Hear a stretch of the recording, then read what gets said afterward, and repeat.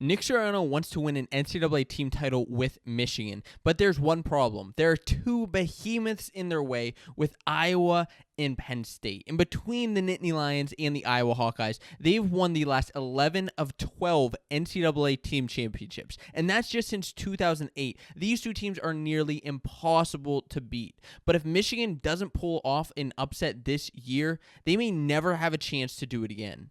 So can the Wolverines pull the upset of the century? Let's stop stalling and start talking wrestling. What's going on, wrestling fans? My name's Josiah, and welcome to Fanco Wrestling, your source for college wrestling news and discussion. And since Nick Suriano made his transfer decision from Rutgers to Michigan, the wrestling world has been on fire, wondering if Michigan can actually realistically win an NCAA team title. 2 months ago, I would have said absolutely not. No way, that's not going to happen. But since that time, a lot has happened. Stevan Micic announced his return to Michigan, bumping up to 141 pounds. That made a huge impact and really turned heads. Then Nick Suriano announcing his return to college wrestling, his transfer from Rutgers to Michigan, was also massive news. There's only one missing piece out of this mix. Now, Michigan has a loaded lineup of seniors like Suriano, like Micic. There's also Miles Amin, Mason Paris, and all of these guys are contending for a title. Realistically, they are contending for a title.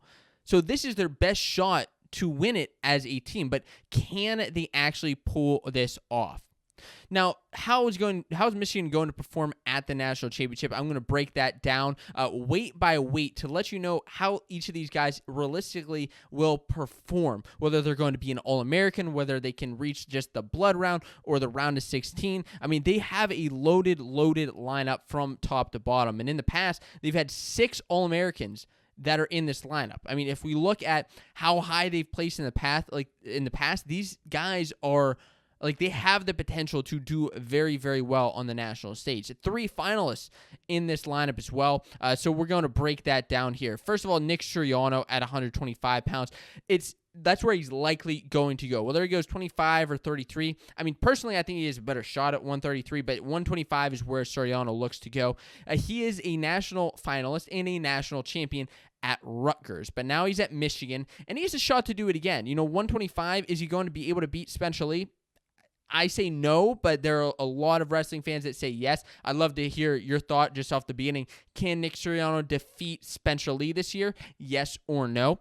At 133, but I mean, at least he's a finalist, right? So at 133, there's Dylan Ragusin. Ragusin is a national qualifier in the past, and honestly, he has a capability to do much more than just qualifying for the tournament. Last year, at the Big Ten Championships, he beat Pat McKee of Minnesota, and Pat McKee ended up placing 3rd at the national championships that year. So he is right there with the rest of the pack, and another guy. And so that's why I think he can make the round of 16 or potentially even the blood round. I mean, going from the round of 16 to the blood round is big, and then obviously getting into to All-American, getting onto the podium, placing is even bigger as far as team points are concerned. At 141 is Micic, who has the potential to make the finals. He also has the potential to place 4th or even lower than that. I mean, 141 is so darn tough. Just in the Big Ten, it is extremely stacked. It's going to be difficult to get over Jaden Ironman of Iowa. It's going to be difficult to get over Nick Lee of Penn State or Sebastian Rivera of Rutgers. These are guys that aren't easy to beat. Micic has made the finals before, but it's going to be tough for him to do it again. As far as 149, Kanan Storr is a 2-time round of 16 guy. So he's been on the national stage, and as we see with, it's happened before where you get on the national stage for the first time, it's rough. You have that nervousness, you have that pressure. You may not perform as well as you could just because it's your first time there.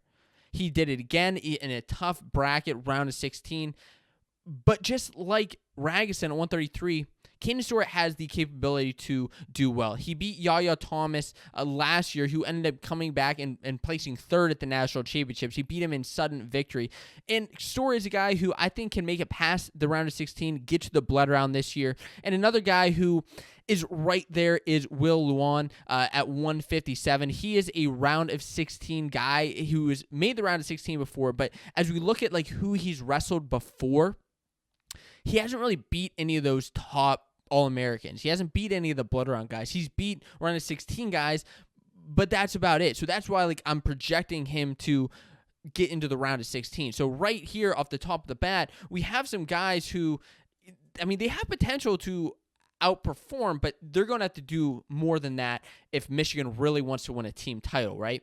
And I'll get to what they really have to do to beat Penn State as far as we get onto the back half here with Cam Amin. Now, Amin last year placed at the national championship. He placed 7th, right? And I'm not saying he can't do that again, but remember, we have to look at everything that happened last year. Last year, he lost in the second round to Keegan O'Toole. He went on to get a win in the consolations, then an injury default over Marinelli. He lost the next round when he was already in the All-American rounds, and then got an injury default over Anthony Valencia. So he had a nice path to get to 7th, and I'm not taking any of that away from him because he still placed at the national championships. But there was a lot that happened for him to get there. Between him and Zach Hartman at that weight as well, they had kind of good paths because of a couple of these injury defaults. Now, Amin has shown that he can get there, right? And once you get there once, you can get there again. I think he can get 7th or 8th again, and at the very least, I think Amin can make the blood round.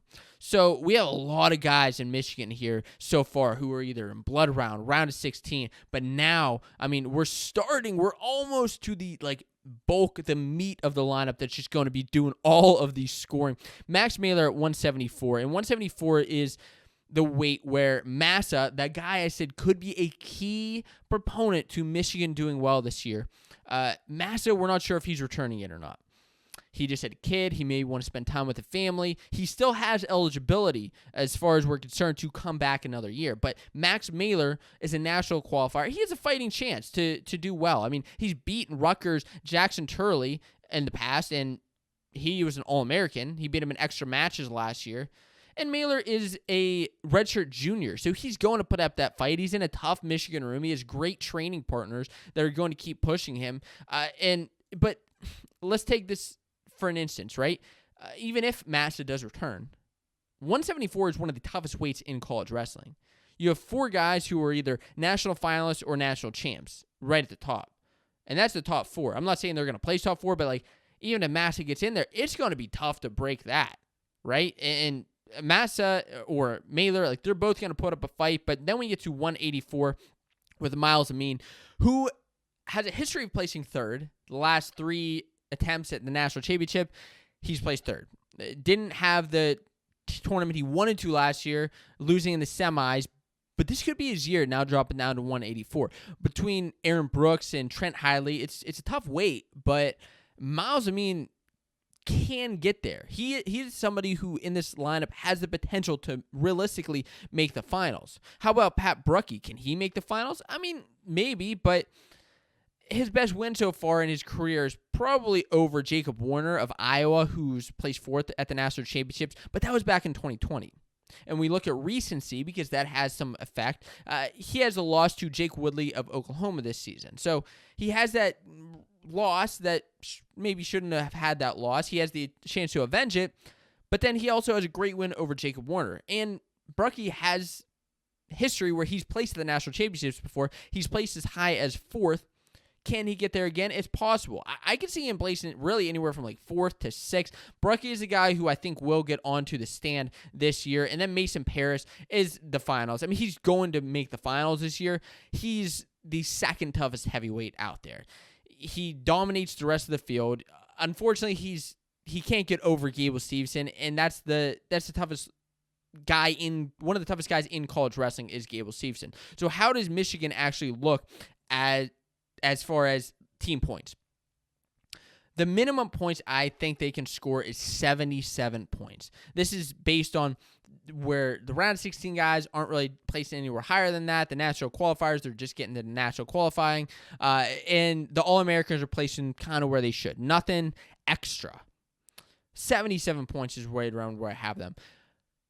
Best case scenario, I think they can score over 100 points. I think they can get into the 109, and that's including some bonus points. That's including the guys making the blood round or maybe popping into the 7th and 8th place match, 109 points.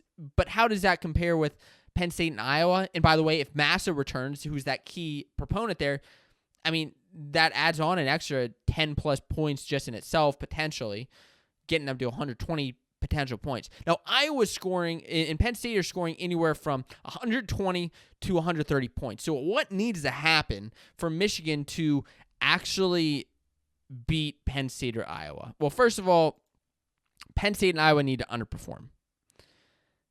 They need to not do as well as anybody expects them to do. Iowa underperformed last year, but they still won the title. They had 7 All-Americans. They could have had 10. I mean, going into the tournament, a lot of people thought they could have had 10 All-Americans. But Marinelli didn't do as well as they had expected. A couple other guys didn't get into the placing rounds, but they still had 7 All-Americans. Penn State, on the other hand, overperformed. They had 6 All-Americans, 4 national champions, and guess what? They still didn't win the team title even though they overperformed. I said Michigan can have 4 finalists. And even if they have 4 finalists, they still may not win the team title because Iowa and Penn State are just that difficult to beat. Michigan must overperform if they want to win. They need Ragusan, Storr, Amin. They need them to get to the All-American. They need them to All-American. They need 8 to 9 All-Americans if they want to compete with Penn State and Iowa's bonus points. When you have Spencer Lee bonusing his way basically to an NCAA team title, that's nearly impossible to beat. In Penn State, they have 4 potential champs. That's difficult to beat. The key here is going to be able to get Logan Massa right here back. They got to get him back in order to actually contend for a team title. And instead of focusing on that first and second place match, placement, I don't think they're realistically going to win a team title. I think they can realistically make the podium. I think they can realistically place 3rd and beat Oklahoma State and Arizona State, and I think that's where they should put their focus more, and fans should really look at, because realistically, it's going to be tough to beat those top 2 dogs. If you're interested in another wrestling video, I recommend you check this one out right here.